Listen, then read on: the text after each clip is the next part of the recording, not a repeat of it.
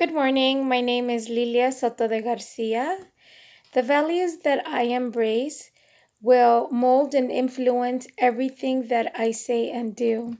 Every morning, I make a decision of the kind of person that I want to be and what I want people to think and say about me, about who I am. And generally, I choose to be positive, strong, joyful, hardworking.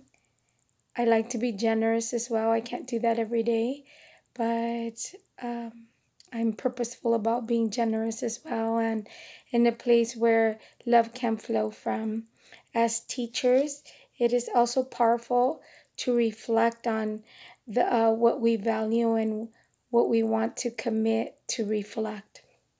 The dispositions that I feel I already embrace are high expectations, fairness, and professional conduct. I have high expectations for my students. I expect all of them to learn. I believe that they come equipped with everything that they need in order to learn in my classroom. I understand that that looks different in every child, and that's okay. It takes longer for some students, but I applaud all learning. If a child knows 80 high frequency words and if a child knows 10 high frequency words, I get excited about both of their accomplishments. Um, I try to communicate my expectations in positive ways so that they stay engaged and motivated in their learning. Fairness is a critical part of classroom management. It is important to be treated with respect. At this age, I teach kinder. It's very important that we teach our kiddos what that looks like and how they should be respectful and what being respectful towards them looks like as well. I love to build positive relationships. I feel that this is my talent. I not only um, work on my positive relationships with my students, but also with my colleagues and my administrators and my parents as well. The dispositions that I need to be more purposeful about growing as an educator are reflection and respect for the diversity of others.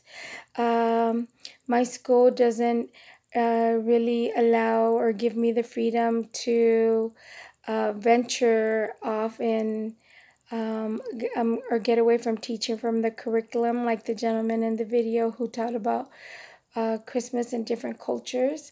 We're really not allowed to do that in our school district, so it makes it difficult to get creative in teaching those type of lessons.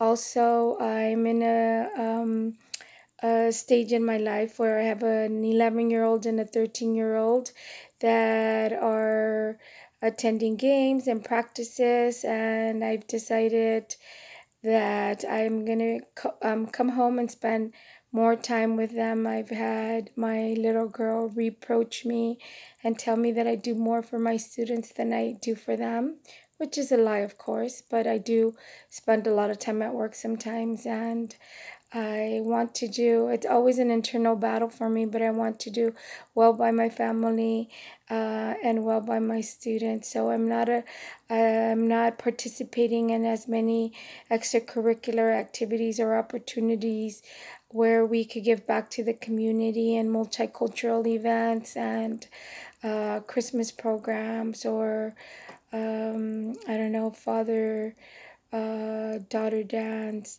anything like that that would require some extra of my time. The other disposition that I need to work on is reflection, and even though I do it in the classroom, but I know I need to spend more time on it. Uh, as a teacher, there are so many things that we need to take care of: writing walls, anchor charts, meetings, report cards, calling parents. Sometimes I put this in the back burner and I'm not spending as much time as I need to on it. And The last thing, because I want to do well on this project, is what does a professional look like? Ta-da! I'm not wearing the pajamas today, and I put on makeup. Growing up, I worked at a restaurant that we serve lunches to a lot of professionals, and I found it admirable the way that they dressed, and I made a decision that I wanted to be a professional and that I was going to dress the part. So, as teachers, we set a standard not only in the classroom and in the school, but also in our community. If we expect our students to come in clean and tidy, then we should as well. So, teachers should be well groomed, clean and tidy, but also be friendly, warm, approachable, and last, be confident. Thank you.